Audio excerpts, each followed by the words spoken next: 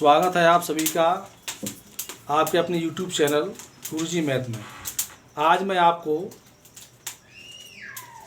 Line and angles यानी कि रेखाओं तथा कोण के बारे में बताऊंगा। ये जो टॉपिक है वो हिंदी मीडियम और इंग्लिश मीडियम दोनों को स्टूडेंट के लिए मैं समझाऊंगा। ये मैं लिखा ज़रूर इंग्लिश में है और मैं इसके एक्सप्लेन हिंदी में दूंगा, जिससे हिंदी मीडियम वाले बच्चे, यूपी बोर्ड वाले और सीबीएसई बोर्ड वाले दोनों को कोई भी परेशानी नहीं होगी। ठीक है, तो देखिए बात करेंगे पॉइंट। पॉइंट क्या होता है, यानी कि बिंदु। A point is an exact location. जो पॉइंट होता है वो क्या करता है, हमें एग्जैक्ट लोकेशन दिखाता है। जैसे हम इसको डिनोट करते हैं, we denote P Q A B C up to etcetera, यानी कि ए बी पी कुछ भी मान सकते हैं हम। जैसे मैंने ये एक बिंदु लिया है पी, यहाँ से हम कहीं से भी दूरी नापें, यहाँ तक मान लो इस बी तक, तो ये हमें दूरी क्या देगा, एग्जैक्ट लंबाई इसकी हम नाप सकते हैं। यानी हमें एग्जैक्ट पोजीशन देता है कौन, बिंदु। ये होगी बिंदु की परिभाषा, यानी कि पॉइंट की। अब बात करेंगे इसी क्रम में आगे लाइन सेगमेंट यानी कि रेखा खंड। जैसा कि नाम से पता चल रहा है खंड, यानी खंडन होता है टुकड़े यानी तोड़ना। तो जैसे उन्होंने लिखा है द स्ट्रेट पाथ, स्ट्रेट मान होता है सीधा पाथ यानी सीधा रास्ता, between two point A and B, यानी दो बिंदु ए और बी के बीच में, is called the line segment. क्या कहलाता है, लाइन सेगमेंट कहलाता है। हम इसको नोट करते हैं ए बी, ऊपर देखो ये लगा हुआ है सेगमेंट का साइन। तो एक ऐसा सीधा रास्ता और उसमें दो बिंदु हों ए और बी, जैसे ये सीधा रास्ता है, इस पर दो बिंदु आने हमने ए और बी, तो ये जो कहलाएगा ए से बी तक की जो दूरी होगी वो क्या कहलाएगी, लाइन सेगमेंट यानी रेखा खंड कहलाएगी। और नीचे एक डेफिनेशन और दी है, a line segment has definite length. कोई भी लाइन सेगमेंट हो उसकी एक निश्चित दूरी होती है, निश्चित लंबाई होती है जिसको हम नाप सकते हैं। इसकी इसी क्रम में नंबर तीसरा पॉइंट है रे यानी कि किरण। किरण क्या होती है, तो ए लाइन सेगमेंट ए बी, यानी लाइन सेगमेंट ए बी है, when extended infinitely in one direction. इसको हम क्या करते हैं, जब इसको एक डायरेक्शन में बढ़ाते हैं, एक डायरेक्शन में, या तो इसको इधर बढ़ाया जाए या तो इसको इधर बढ़ाया जाए, है ना। तो ए बी को मैं इधर की साइड बढ़ा रहा हूँ, एक डायरेक्शन बढ़ाते चले जाओ, उसको बढ़ाते चले जाओ, तो ये क्या कहलाता है, इन रे इज द रे ए बी। इसको डिनोट करेंगे हम, इसी लाइन सेगमेंट को हम डिनोट करेंगे इससे। लेकिन अगर ये लिखा हुआ है समझ जाओ ये रे है, क्या है ये रे। ए रे हैज नो डिफाइनाइट लेंथ, यानी जो रे होती है इसकी जो लंबाई होती है कैसी होती है, डिफाइनाइट नहीं होती, यानी कि अनिश्चित लंबाई होती है, इसको नाप नहीं सकते हम। ठीक है, अच्छा इसी क्रम में अगला पॉइंट आता है आपका, इसी क्रम में मैं आपको बताऊंगा लाइन क्या है, यानी रेखा क्या है, line. A line segment A B, एक लाइन सेगमेंट ए बी है, जैसा आपकी मैंने पहले बताया है कि लाइन सेगमेंट क्या है, एक डिफाइनाइट लेंथ है A B, when extended infinitely in both the direction. यदि हम लाइन सेगमेंट को बोथ डायरेक्शन यानी दोनों दिशाओं में, ए से इधर की और बी से इधर को, हम इसको बढ़ाते जाएँ, इधर इधर बढ़ाते जाएँ, तो ये क्या कहलाएगी, एक लाइन कहलाएगी। इसको हम नोट करेंगे ए बी के ऊपर, देखो जैसा कि ये दिखाई दे रहा है और वैसे ही सेम टू सेम ये है, इसको इससे डिनोट करते हैं। ठीक है, ये लाइन सेगमेंट को इससे और लाइन को इससे। बात करेंगे कॉलिनियर पॉइंट यानी संरेखी बिंदु। जैसा कि नाम से पता चल रहा है कि संरेखी, एक ही रेखा पर, यानी कि 3 और मोर देन 3 पॉइंट्स, यहाँ पे आएंगे पॉइंट्स आएंगे, यहाँ पे पॉइंट्स आएगा, 3 और more than 3 points are said to be collinear.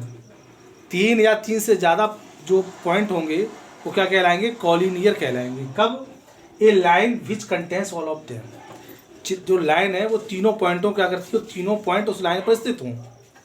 देखिए ये लाइन है, इस पर ए बी और सी तीनों पॉइंट इस पर क्या है, पोजीशन लिए हुए हैं, तो उसको हम कहेंगे collinear point, A B C या कॉलिनियर। बात करेंगे इंटरसेक्टिंग लाइन। इंटरसेक्टिंग यानी कि प्रतिच्छेदी रेखाएं। जैसे कि नाम से चल रहा है प्रतिच्छेदी रेखाएं दोनों एक दूसरे को काटती हैं। टू लाइन्स हैविंग एक कॉमन पॉइंट। टू लाइन्स है और कॉमन पॉइंट है, इसका कॉमन पॉइंट है इसका ओ, ये कॉमन पॉइंट ओ है, ये वाला common point O are set intersecting line. अगर ये दोनों रेखाएं का जो कॉमन पॉइंट है वो ओ है, ऊपर काट रही हैं, तो ये दोनों रेखाएं कैसी कहलाएंगी? प्रतिच्छेदी रेखाएं कहलाएंगी। इसी के आगे मैं बात करूंगा कनकरेंट लाइंस क्या होती हैं। कनकरेंट लाइंस, ठीक है, देखिए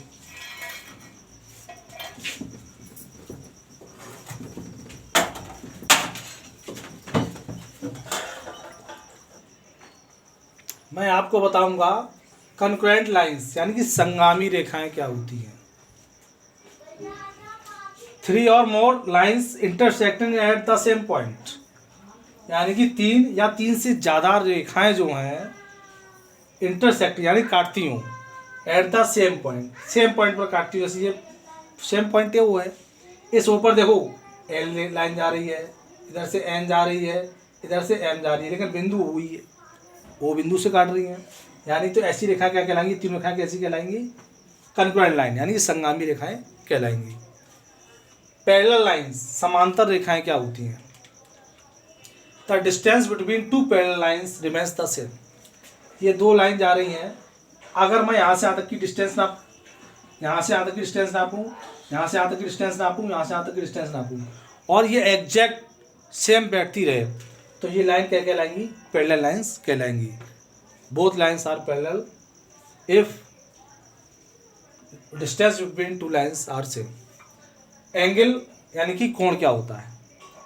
to rays O A and O B, यानी कि two rays O A and O B, common end point O, इन दोनों का कॉमन पॉइंट ओ है, देखिए ओ ए और O B, common end point O from angle A O B का, इसको हम कैसे लिखते हैं? एंगल ए ओ बी, ये एंगल कहलाता है। यानी कि इन दोनों रेखाओं की जो दूरी है यहाँ से यहाँ तक की वो क्या कहलाएगी? एंगल कहलाएगी। इसी के आगे मैं बात करूंगा राइट एंगल, एक्यूट एंगल, कहाँ चालू करी होने थे। इसी आगे मैं बताऊंगा आपको, जैसे ये हम पूरा अगर एक रोटेशन लगा देते हैं, पूरा एक चक्कर, तो ये 360 डिग्री का कोण बन जाएगा। अगर मैं 360 को कि एक जो 360 डिग्री है इसमें 360 खाने करूँ तो यानी 1 डिग्री निकल के आएगा। 1 डिग्री में 60 मिनट होता है, इसको मैं इस प्रकार से लिखते हैं 60 मिनट। 1 मिनट में 60 सेकंड होता है, 60 सेकंड को वैसे नोट करते हैं, ठीक है। अब बात करेंगे राइट एंगल यानी समकोण क्या होता है। An angle whose measure is 90 angle is called right angle, यानी कि ऐसा कोण जिसका मान 90 डिग्री हो वो राइट एंगल कहलाएगा। इसको डायग्राम से इस प्रकार से डिनोट करेंगे। देखिए ए ओ बी, यहाँ पे ओ नहीं लिखा है, ये यहाँ पे ओ आएगा, है ना, A O B 90 angle A O B equals to 90 degree, ये राइट एंगल कहलाएगा, ठीक है। बात करेंगे एक्यूट एंगल यानी कि न्यून कोण, जैसा कि नाम से पता चल रहा है न्यून कोण यानी बहुत कम कोण। An angle whose measure is more than 0 but less than 90, यानी कि ऐसा कोण जिसका मान 0 से तो ज़्यादा हो लेकिन 90 से कम हो, वो क्या कहलाएगा? हमारा एक्यूट एंगल कहलाएगा। जैसे अब मैंने डायरेक्ट डेफिनेशन दी है कि theta lies between 0 greater than 0 but less than 90, तो 30 डिग्री ले लो, 31, 32, यानी कि 1 डिग्री से लेकर के 89 तक सारे एंगल क्या कहलाएंगे? एक्यूट एंगल कहलाएंगे। बात करेंगे हम ऑब्ट्यूज एंगल यानी अधिक कोण क्या होता है। An angle whose measure is more than 90 but less than 180, यानी कि ऐसा कोण जिसका मान 90 से तो ज़्यादा हो लेकिन 180 से कम हो, तो इस प्रकार का जो एंगल कहलाएगा वो अधिक कोण यानी कि ऑब्ट्यूज एंगल कहलाएगा। यानी कि थीटा 90 से तो ज़्यादा होना चाहिए लेकिन 180 से कम होना चाहिए। हम इसमें 91 से लेकर के 179 तक एंगल मेजर कर सकते हैं। इसका जो डायग्राम ये मैंने बनाया है, एंगल ए ओ बी इसका मैंने लिया 120 डिग्री। इसी क्रम में मैं लूँगा स्ट्रेट एंगल क्या होता है, ठीक है, देखिए स्ट्रेट एंगल। इसी क्रम में मैं आपको बताऊंगा स्ट्रेट एंगल यानी रिजु कोण क्या होता है। An angle whose measure is 180 degree, ऐसा कोण जिसका मान 180 हो उसे हम क्या कहते हैं, स्ट्रेट एंगल या रिज कोण कहते हैं। यह है हमारा लाइन ए बी है और ये पूरा हाफ बना दो उसको, हाफ, ये 180 का है और इसको हम स्ट्रेट एंगल बोलेंगे। बाद में रिफ्लेक्स एंगल यानी बृहद कोण क्या होता है। An angle whose measure is more than 180, यानी कि ऐसा कोण जिसकी माप 180 से तो ज़्यादा हो बट लेस देन 360, 360 से कम हो। तो मैंने डेफिनेशन दी है, theta greater than 180 less than 360। ये इसका डायग्राम है ए ओ बी, यानी कि 180 से ज़्यादा, इसको लाइन इधर घुमा दी मैंने नीचे को तो 180 से ज़्यादा हो गया। ये 180 था, ये इसको लाइन नीचे कर दी तो ये 30 डिग्री और बढ़ा दिया, 210 हो गया। यानी कि 181 से 181 से लेकर के और 359 तक आपका कहलाएगा रिफ्लेक्स एंगल। बात करेंगे कंप्लीट एंगल, यानी कि संपूर्ण कोण क्या होता है, कंप्लीट एंगल क्या होता है। An angle whose measure is 360, एक ऐसा कोण जिसकी वैल्यू 360 हो तो कंप्लीट हो गया, कंप्लीट पूरा एक चक्कर हो गया, तो उसको हम बोलेंगे संपूर्ण कोण यानी कि कंप्लीट एंगल। अभी मैं बताऊंगा आपको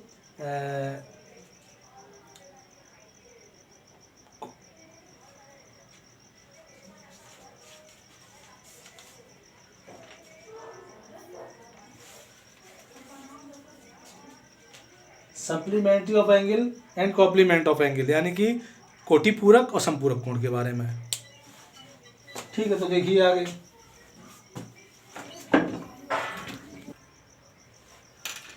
इसी के आगे मैं बात करूंगा कॉम्प्लीमेंट्री एंगल यानी कोटि पूरक क्या होता है। Sum of two angles is 90, यानी कि ऐसे दो एंगल जिनका सम यानी कि टोटल करें तो 90 आना चाहिए, तो क्या कहलाएंगे, कोटि पूरक या कॉम्प्लीमेंट्री कहलाएंगे। देखिए मैंने दो एंगल लिए हैं 30 और 60, इनको जोड़ अगर इनको ऐड कर देंगे तो 90 डिग्री आएगा। 45 ऐड करेंगे तो 90 डिग्री आएगा, इसको ऐड करेंगे तो 90 डिग्री आएगा। ऐसे बहुत सारे हम एंगल ले सकते हैं।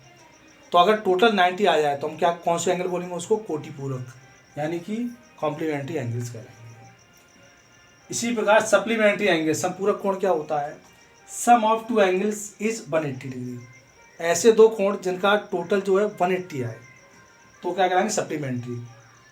30 और 50 जोड़ेंगे 180 आएगा, 90 जोड़ेंगे तो 180 आएगा, ये दो जोड़ेंगे तो 180 आएगा। ठीक है, तो ये एंगल क्या कहलाएंगे, संपूरक कोण कहलाएंगे।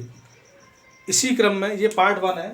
इसी क्रम में अगली वीडियो में अपलोड करूँगा, उसमें आपको बताऊँगा कि करस्पॉन्डिंग एंगल क्या होते हैं, अल्टरनेटिव एंगल क्या होते हैं, वर्टिकली अपोजिट एंगल क्या होता है ना, और इसका कौन कौन किसका सब 180 होता है, बहुत सारी प्रॉपर्टी के बारे में बताऊंगा। तो आज के लिए बस इतना ही। Thanks for watching Guruji math.